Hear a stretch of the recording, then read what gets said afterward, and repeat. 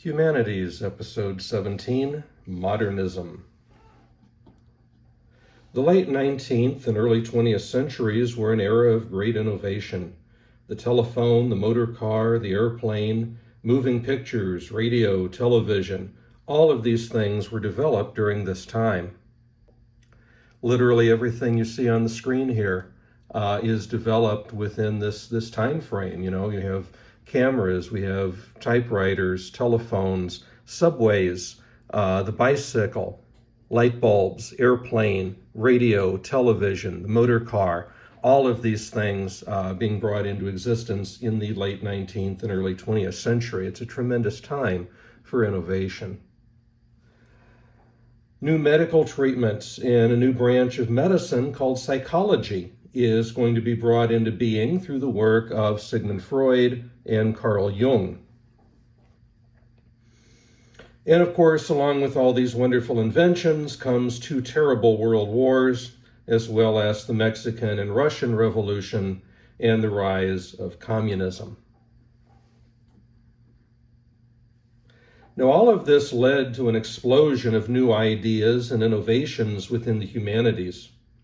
In the realm of poetry, the First World War was commemorated in verse by many people, but the most notable is Wilfred Owen, a British poet who took us inside the horror faced by the soldiers up against the new technologies such as machine guns, tanks, and gas attacks. Most of his poems were written between 1917 and 1918 while he was serving. Owen experienced all that he wrote about during this time as a soldier, but sadly did not live to see the accolades that his work engendered.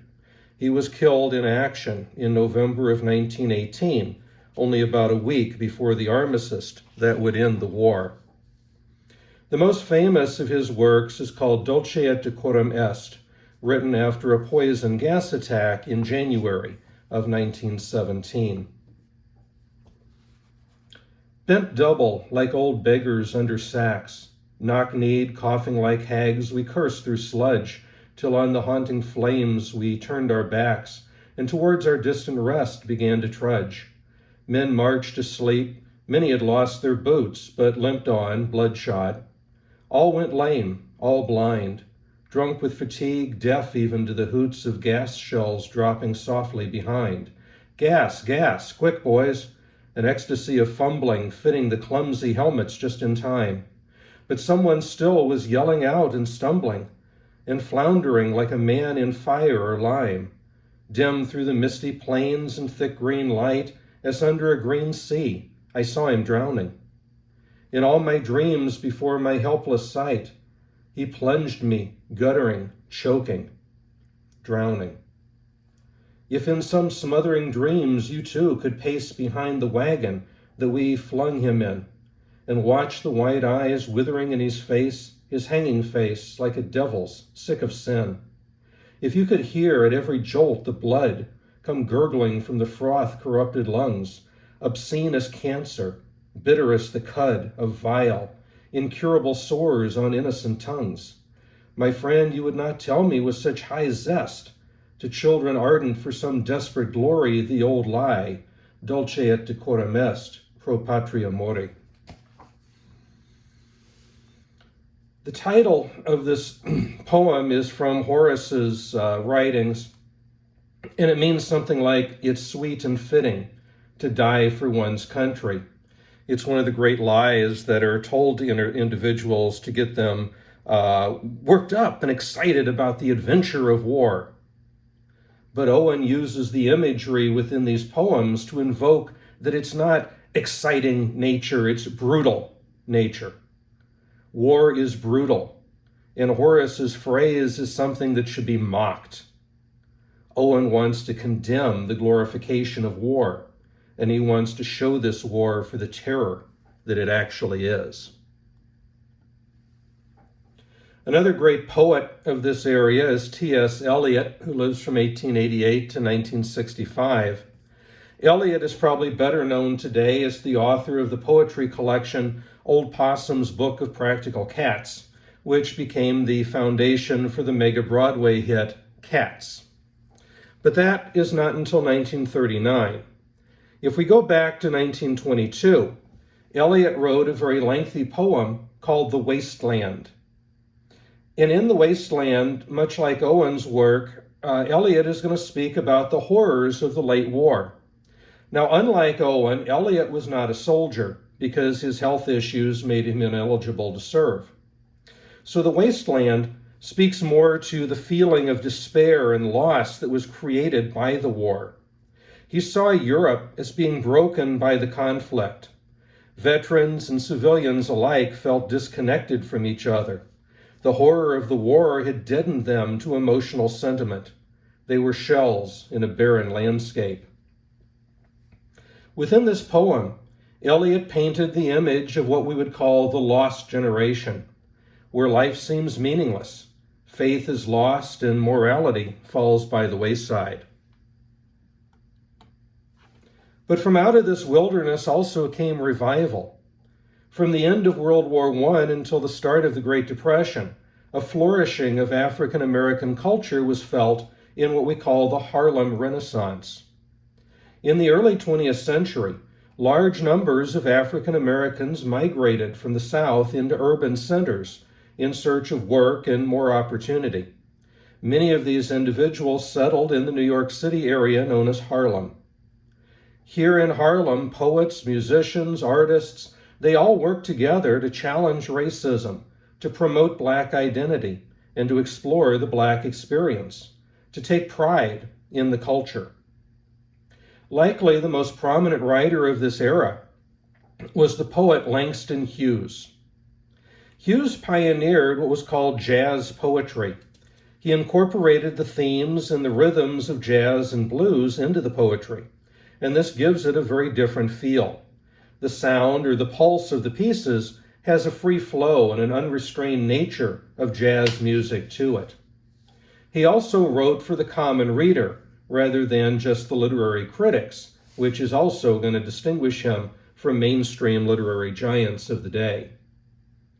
So let's consider two of his poems. The first one is called The Negro Speaks of Rivers. I've known rivers. I've known rivers ancient as the world and older than the flow of human blood in human veins. My soul has grown deep like the rivers.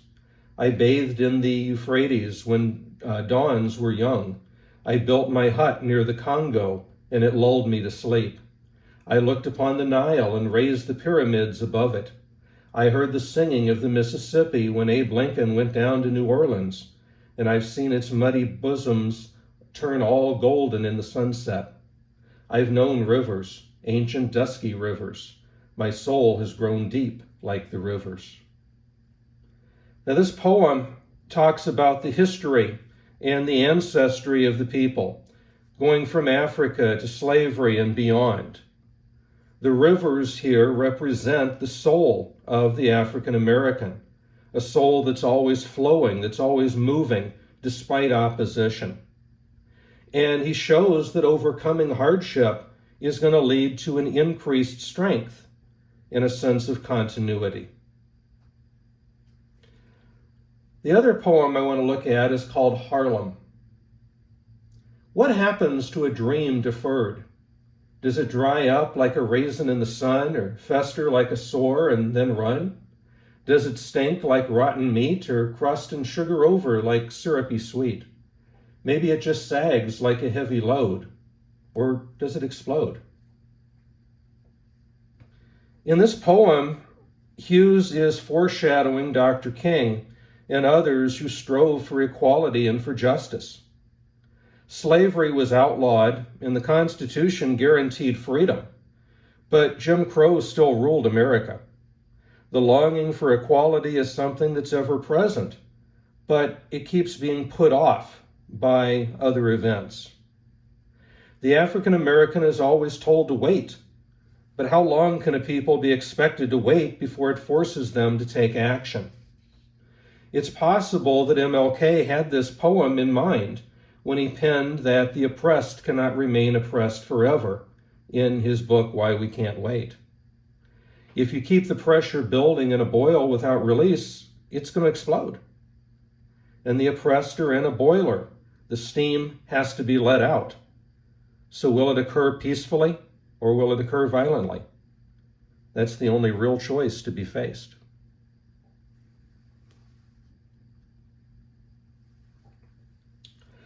In the realm of fiction, the Irish writer James Joyce created a new genre of modern storytelling called stream of consciousness. Stream of consciousness writing was influenced by Freud's psychological method called free association. Through free association, Freud had his patients speak in an uncensored manner, just as the thoughts flowed into their head. Now, often the thoughts were jumbled and disordered, but it got what was inside of the patient out, and that was useful in Freud's analysis. The stream of consciousness movement in literature worked in a similar fashion. Authors such as Joyce would have character thoughts occur as they would in a human mind. It's chaotic, it's jumbled, it's fragmented. The authors would often ignore grammar and punctuation just to let the ideas flow. In fact, the American writer William Faulkner had one single sentence in his book, Absalom, Absalom, run to 1,288 words of pure, disconnected stream of consciousness thought. Not to be outdone, James Joyce, in his work Ulysses, has a sentence that is 4,391 words long. That is about a 9-page long sentence.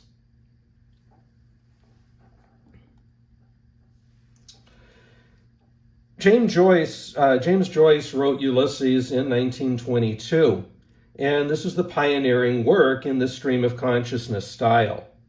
The book is a modern interpretation of Homer's Odyssey, which is set in Dublin, Ireland.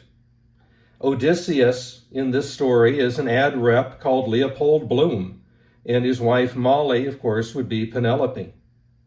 The entire 742-page book of Ulysses takes place over the course of one single day, which is listed as the 16th of June, 1904. When asked about it, Joyce made the statement, "In Ulysses, I have recorded simultaneously what a man says, sees, thinks, and what such seeing, thinking, saying does to what you Freudians call the subconscious."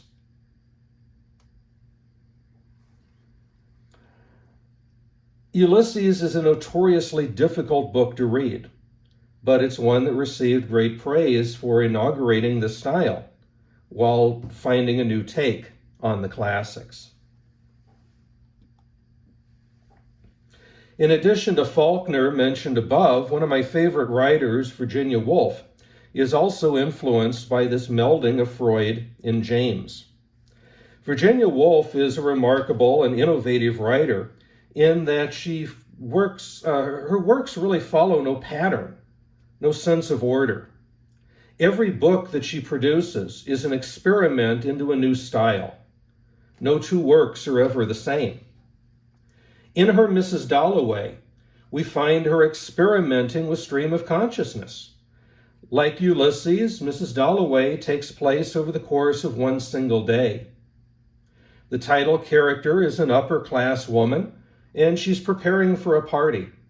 And so as we go through the day, we're privy to her inner thoughts, her memories, her opinions. They're all flowing outward in a very untidy mess to the surface at very disjointed moments. Another character in the text is called Septimus Warren Smith, and he's a World War I veteran who is suffering from shell shock. And we see here how his mind works to bring forward his stream of consciousness thoughts. And these afford the reader the opportunity to compare them and to draw conclusions about the relevant problems of modern life and the search for meaning in a post-World War world that seems to have lost its meaning, lost its purpose for a lot of people. Mrs. Dalloway was published in 1925. And although the character of Clarissa Dalloway actually came into existence in the 1915 book, The Voyage Out, she was a relatively minor character in that book, but impressed Woolf enough, I suppose, that she brought her back for her own novel in Mrs. Dalloway. In 1928, Virginia Woolf published her most intriguing book called Orlando, a biography. Orlando is about an Elizabethan-era nobleman who lives for 300 years. In the 18th century, he mysteriously transforms from a man into a woman, living out her life until 1928, and not really understanding why. So I want to share how this transformation is handled within the novel. The change seems to have been accomplished painlessly and completely, and in such a way that Orlando herself showed no surprise at it at all. Many people, taking this into account and holding that such a change of sex is against nature, have been at great pains to prove, one, that Orlando has always been a woman, and two, that Orlando is at this moment a man. Let biologists and psychologists determine. It is enough for us to state the simple fact. Orlando was a man until the age of 30, when he became a woman, and has remained so ever since. And so simple, straightforward, fascinating literary device. But you'll notice again that in Orlando, you have a novel that is covering a 300-year span of an individual, someone who is given this prolonged life and is given the opportunity to experience the world, both in the masculine and the feminine form. And that, of course, contrasts very strongly with a book like Mrs. Dalloway, which is, one single day in the life of an individual. Now, we are, of course, privy to Orlando's inner voice, but the stream of consciousness that's used so effectively in Mrs. Dalloway is very minimal in Orlando, which changes the tone of the whole writing.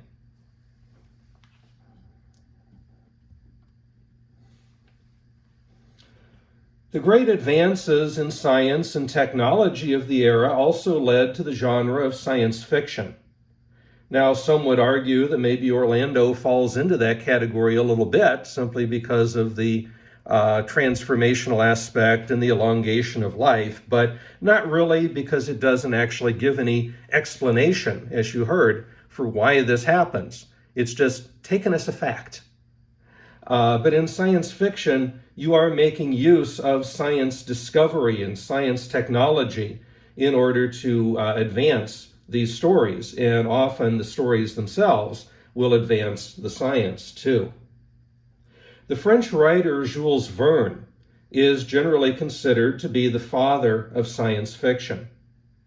One of the hallmarks of the science fiction genre is that it looks at where science is at present and anticipates where it's going. So it can be said that science fiction advances scientific discovery. And this could certainly be said of Verne. In his book, 20,000 Leagues Under the Sea, we get the tale of a Captain Nemo. Nemo, Latin for no one. So Captain Nobody. He doesn't want to know, he doesn't want you to know his identity. And Nemo explores the depths of the unknown world in this submarine called the Nautilus, which we see sort of a steampunk variation of it there. Not only could Nemo and his crew explore the submarine, but they could live in it for extended periods of time, harnessing everything that they needed from the ocean. Now, the idea of the submarine developed during the American Civil War with the creation of the H.L. Hunley, and this is the wreck of the Hunley right here.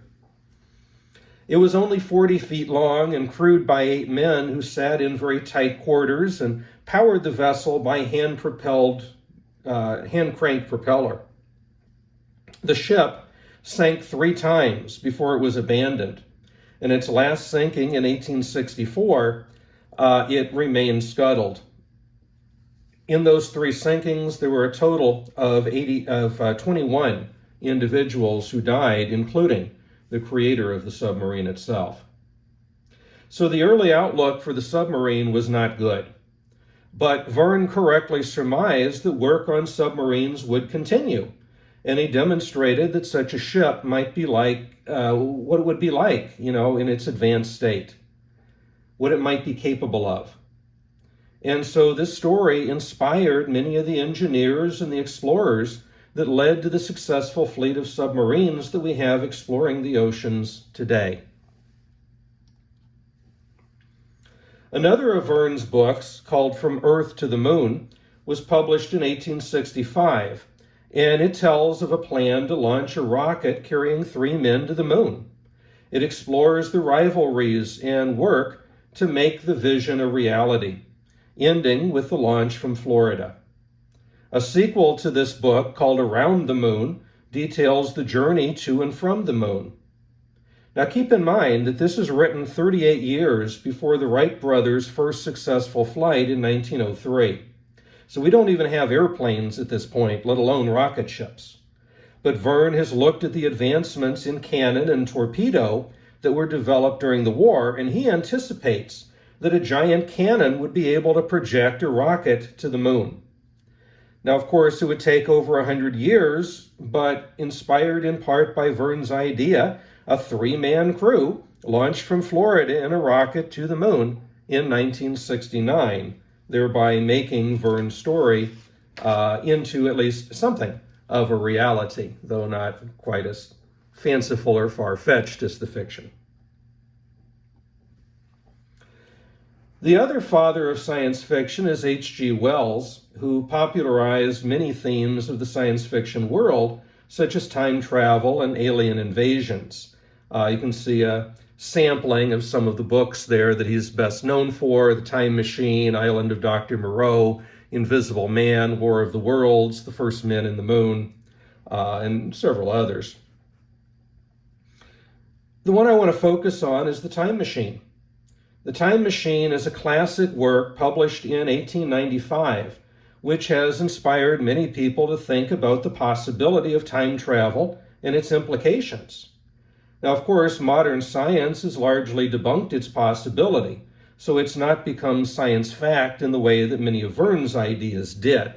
However, The Time Machine does provide the basis for a lot of future science fiction, and also provides a strong moral tale for humanity. It offers an exploration, too, of the human psyche, and that may possibly be Wells' greatest contribution. Traveling to the year 802,701, the time traveler meets the Eloi, humans who are simple and childlike.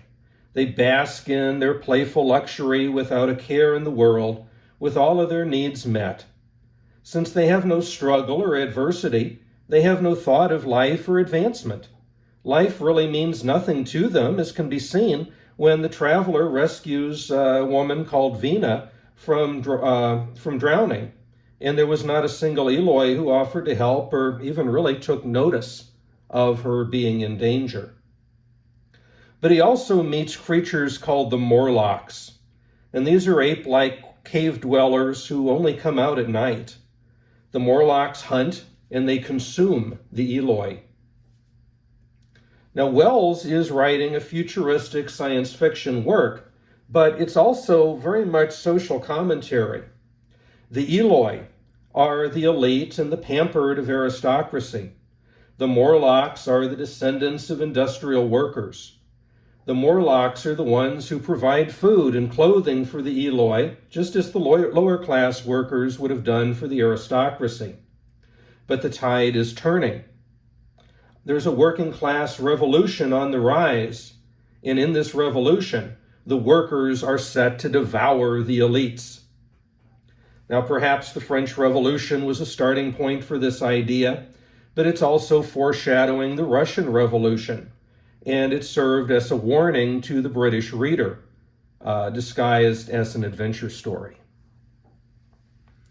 And so the story of the time machine really advances, a lot of great ideas, a lot of great thoughts. And again, it's not something that's become a reality, though it's clearly, as we see with things like Doctor Who or Back to the Future or Bill and Ted, there's all kinds of situations where we imagine the implications of time travel.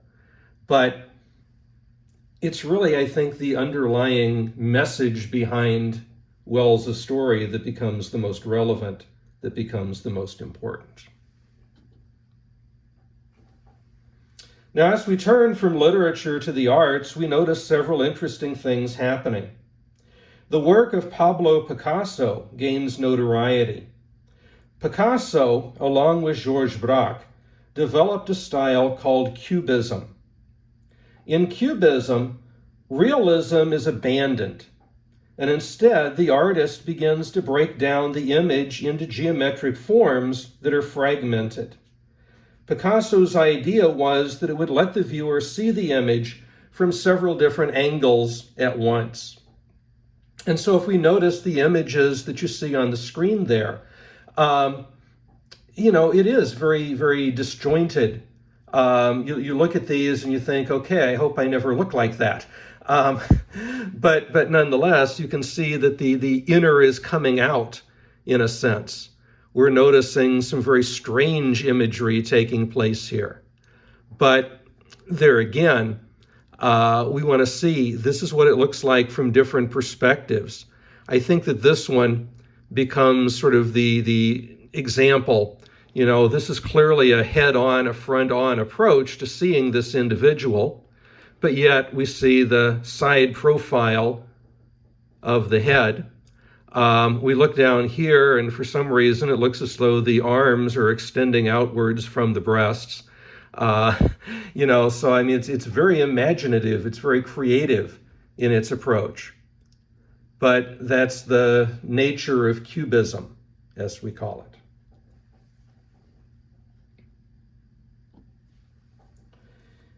Piet Mondrian was influenced by Picasso, but he moved his art towards what would become known as Neo-Plasticism, which focused on geometric aspects, but without any attempt to represent a recognizable thing. Now, I include this image so that you can kind of see one of Mondrian's earlier works. So he starts off, with traditional landscape type of drawing, but even here, you start to see the interest in the lines, right? Notice the straightness of the trees coming up this way. Notice the ground here, the lines that are found within it. And so that geometric shapes are even here within this. But as he develops the work that becomes most famous for him, we see that the geometric nature of it simply takes over. And unlike Picasso, who is still giving us, here's an image of a person, here is something that is at least somewhat recognizable, Mondrian has done away with all of that, and we end up just with the shapes themselves and the colors taking on the ultimate role of the art. And so, again, you look at this, and it does, particularly in images like these, it does start to take on a plasticky looking image.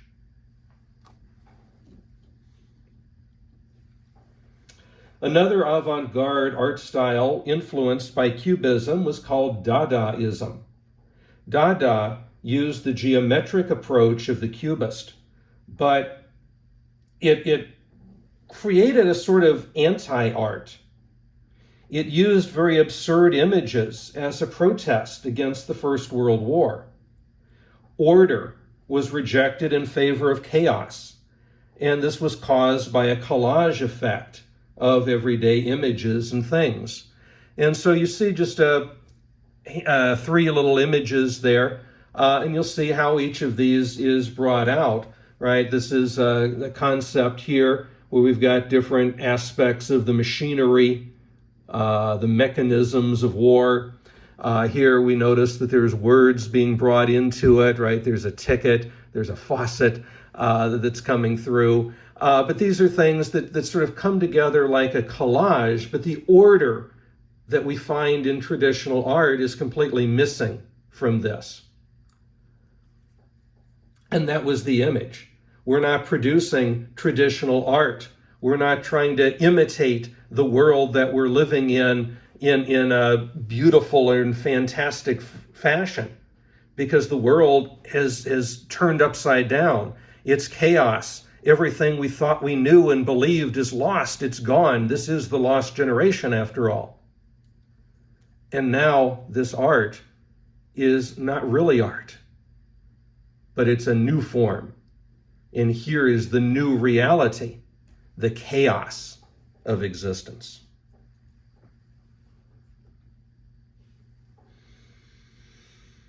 Another art style, known as Surrealism, became a reaction against the Cubist tradition. The Surrealists made use of the fractured and the abstract nature of Cubism, but it took it in a different direction. Surrealism wanted to create a dreamlike state that sought to bring out psychological and emotional imagery. Freud was a greater influence on the Surrealists, really, than Picasso was. There are three major figures that I want to look at briefly. What you see on the screen here is the work of René Magritte. And you'll notice the imagery that he gives looks very psychological in nature, right? Here we are perhaps representing the idea of the mind's eye coming through. Here is the hidden nature of the human being, sort of a self-portrait, but you'll notice there's elements that are absent, that are missing. We see sort of the dreamlike state of walking into the mind itself. And so this is kind of the origins of what we call surrealism. Another prominent surrealist is Frida Kahlo, and her work, again, a lot of it implies a self-portraiture. She's putting herself into these works. You can see even here with the deer, right, being stabbed, or shot rather, with the arrows. There she is. Her face is on the deer. Again, it's giving us a sort of bizarre, dreamlike image. Here is Frida Kahlo, but now she's surrounded in a jungle by animals. It looks like the branches or what have you, the roots of the ground are coming up and strangling her, perhaps. In this one, of course, we have actually there's a lot going on here, because we have the idea of the deer that's running through the woods. It's being all shot up with arrows. And this is replicating in part a traditional religious view whereby Christ is being pierced with arrows. This was replicated several times in the medieval world. But now here she is putting this very modern surrealistic take on it. And again, this seems like some bizarre take on a dream. And the same thing over here, right? We have the aspect of day and night imagery, which also seems to imply a sense of life and death too. And then, of course, finally, probably the greatest and best known of all of the surrealists is Salvador Dali. Salvador Dali, there's no way to describe his surrealism other than as if you were in a dream. It is sort of like a Monty Python sketch gone wild. And this is what you're seeing. Of course, the image here is probably his most famous work of all, where we see the melting of the clocks taking place. But you also see this notion of a egg, right? But you see the continents being depicted on it. So it's the egg of the world, and there's something hatching. Is it humanity that's hatching out of it? There's something coming out of there. And here, I don't know what to make out of this, right? You have what seems to be a horse, but look at it standing on these thin, spindly legs. We have what looks to be like a house walking along on legs too. Is that inspired by a Baba Yaga? What is going on here? There's no way of really grasping or understanding it other than just simply to say that it is, in fact, a dreamlike state of existence. And there's nothing else really that it could be perceived as other than a dream.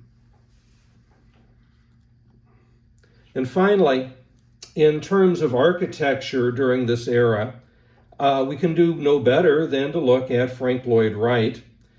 Frank Lloyd Wright begins in what is called the Prairie School of Architecture, and he was influenced by many of these avant-garde movements that we've already looked at.